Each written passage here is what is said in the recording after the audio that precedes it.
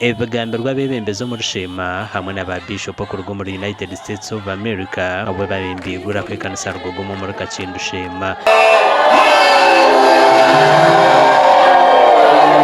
We are recognized by government. Government knows us.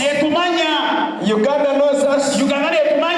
But we need also more especially to be known by heaven. Heaven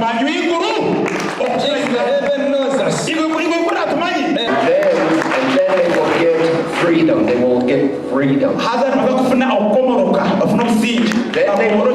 they will discover their purpose.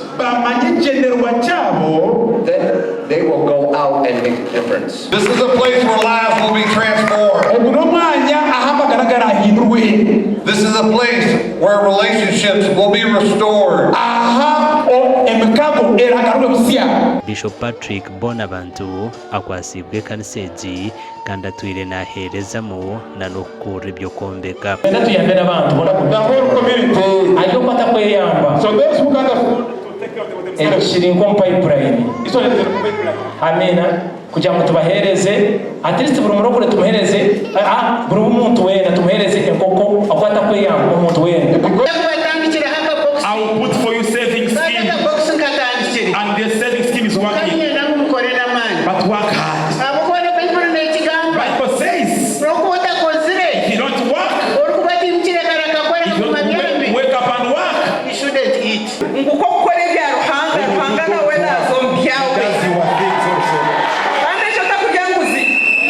Orukora barukora umunsi yona Bishop Heath Hiyati arukugamba bashabiro kugondera mukama.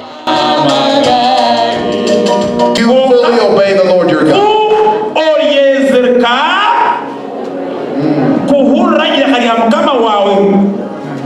If we obey God, there's some great things God's about.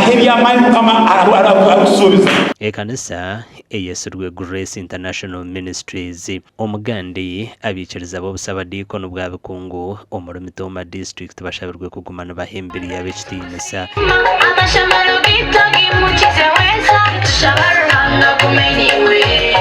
ebe nebindi bagambirwa izuba rya nyuma abaze hamukoro go kutaho abaronde bishatu 34 mukono.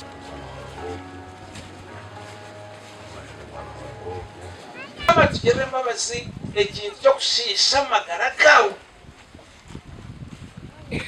hate obokureba abantu mutwisha twirukanga kucucuya ngo roja no sta rohanga agwinire birungi naye nangorije omukibi odunje ki amagara. Bagenzi banje abasire bagenzi banje abakungu abakurusayo ngo mukurusayo rutwetenga obwesugwa